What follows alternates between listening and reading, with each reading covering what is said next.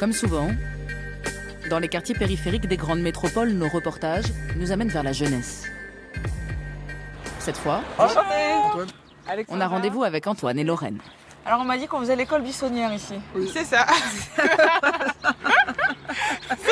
Donc l'école buissonnière, en gros, pour résumer, c'est un collectif qui passe 6 mois au total ensemble, hein, c'est ça, pour mener des projets et puis essayer de trouver un peu sa voie, c'est ça? Exactement. C'est ça. En gros, c'est dire tous ceux qui sont pas vraiment, tous ceux qui ne comprennent pas l'école, tout simplement, qui ne se sentent pas vraiment à leur place. Et puis on apprend aussi des choses du coup qu'on n'apprendrait pas à l'école autrement. En fait, vous êtes installé ici depuis combien de temps? Depuis le 20 février. Vous êtes originaire d'ici, de Pas du tout. Pas du tout. Moi, je découvre complètement Vaux-en-Velin. C'était vraiment l'occasion de découvrir autre chose que Lyon.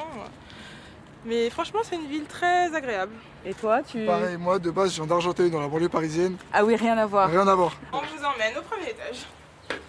C'est devenu leur point de chute ici, avec 10 autres volontaires. Je vous sens motivé là. Là, on est très motivés parce qu'on est en train de peaufiner. C'est même leur nouveau point de départ. Donc là, on voit Bonjour.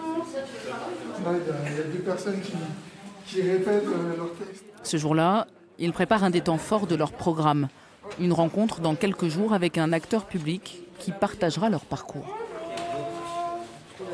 L'idée, c'est de creuser la question de savoir ce que c'est qu'être acteur de sa vie et d'être acteur de la société, de voir les liens qu'il y a entre tout ça, et on le fait par plusieurs entrées, donc en s'appuyant sur 3 grands projets qui vont nous permettre d'explorer ça.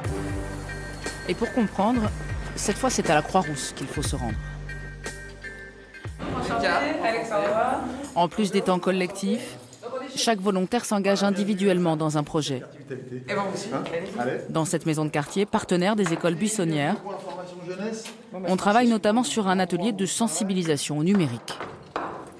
Ils ont commencé à bosser un questionnaire, on l'a testé la semaine dernière, et là cette semaine normalement on est en phase de démarrage. Je pense que ça peut être vraiment un bon tremplin dans la vie, etc.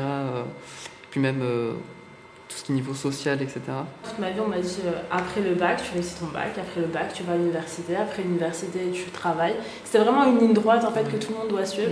Quand je suis sortie de cette ligne, on va dire, je me suis sentie un peu coupable. En gros, j'ai raté ma vie. C'est ça. C'est ce que j'allais dire. Non, je veux dire, c'est dramatique, mais... À 22 ans. De base, je voulais être vendeur, mais je voyais que ça bloquait énormément.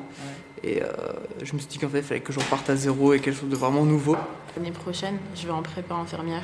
Donc, je pense avoir trouvé vraiment ma voie en réfléchissant, en restant active, quoi, surtout.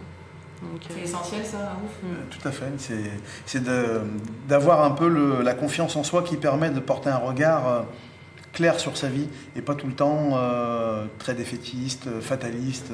L'idée c'est de sortir de ça. On est de retour à Vaux-en-Velin et l'idée c'est d'aller encore plus loin. Alors on est allé rencontrer le cofondateur de ces fameuses cités d'or. En fait, les écoles buissonnières s'intègrent dans un projet plus vaste. C'est les cités d'or et vous l'avez cofondé, Karim, avec votre frère. Pourquoi vous avez lancé ce projet justement? Au moins pour 2 raisons. La première raison, c'est qu'on est dans une société qui manque de sens. Le sens, on le trouve difficilement à l'école. On le trouve quand on a beaucoup de chance dans le monde professionnel. Et on cherche bien souvent très longtemps dans l'espace public. Là, on est à Vaux-en-Velin, c'est pas un choix anodin que d'avoir une école buissonnière ici. Pourquoi ici, justement? Parce qu'on est situé sur l'une de ces mines d'or inexplorées et donc a fortiori inexploitées de notre République. Et ces cités d'or, enfin, elles sont à Vaud, donc en périphérie de grandes villes urbaines, mais elles sont aussi en milieu rural, elles sont un peu partout. Si on réunit des jeunes de centre-ville aussi, avec ces jeunes de périphérie, les uns et les autres ont plein de choses à s'apporter.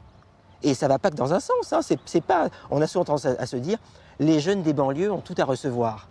Non, ils ont plein de choses à apporter aux autres et tout. Mais comment on peut déghettoiser la société? Riche en fait. Après tous ces échanges, difficile de ne pas rappeler qu'en France, 2 millions de 16-25 ans sont éloignés de l'emploi. Que dans certains quartiers prioritaires, un jeune sur 2 est au chômage. Alors oui, parfois faire l'école buissonnière, ça a du bon. On y trouve souvent une voie, et cette fois, avec une issue. Vous avez choisi était le bon.